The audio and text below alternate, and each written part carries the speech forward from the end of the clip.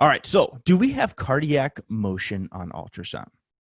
So you walk in the back of the ambulance and they're doing chest compressions. We'll say that's just this scenario here. They got the Lucas going. And you say, all right, what's going on? They give you a report. They say, yeah, he was awake and talking to us. He said that a deer ran out in front of him and he took the car off, hit a tree. He's got a femur fracture. His pelvis is unstable. And when we extricated him out of the car, this is usually how it happens, then he went into cardiac arrest. All right, so they're doing CPR. They have a tube in, and you throw your ultrasound probe on during the next rhythm check. And the rhythm check shows that you have a organized rhythm. But this is how I would go down this algorithm. So first thing, is there motion, cardiac motion on the ultrasound? Yes. All right. Is it VT or VF? So is it a rhythm that is shockable?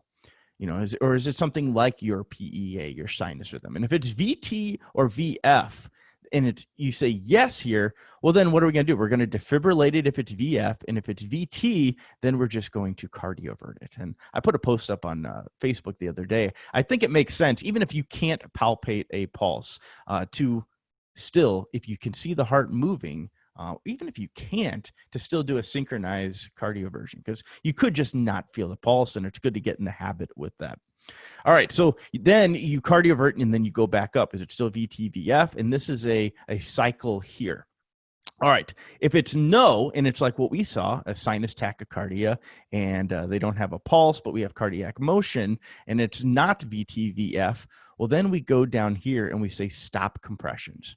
This is the scenario in the beginning. The heart is beating appropriately. It is not a pump problem. We got to figure out what the cause is. And so then the next thing we do is finger thoracostomy, both sides. So finger thoracostomies on both sides, because at this point, we're going to rule it out on either side.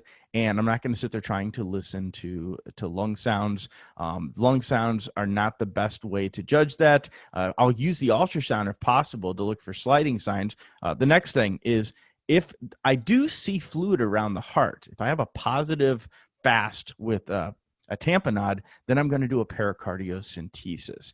Obviously, this is not something you want to do with chest compressions going on.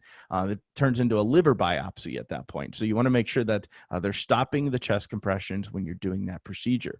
And then the next one is a blood via the humeral head IO. And I'll explain why that exact route in just a second. Now, the thing is if you are in this cycle over here where you're going back and forth with shocking VT and VF, I would not necessarily wait to get them out of that before I think about doing this. So if you had a little asterisk, these things should be done anyways, because these could be the reason that led to the VT-VF. And if you don't fix these, you're never going to get them out of VT and VF. So that's why this graph needs some context, which is, if I were to just post this up on Facebook, people would be like, well, you'd never get to this side. And that's why you still would want to get to this stuff, but you would have to stop compressions to at least to do the pericardiocentesis. These other two you could do with chest compressions going. All right, what if they don't have any cardiac motion on the ultrasound? You don't see anything at all. Well, then you're going to maintain manual compressions. Why do you think we'd want to maintain manual compressions instead of doing the Lucas or the auto pulse?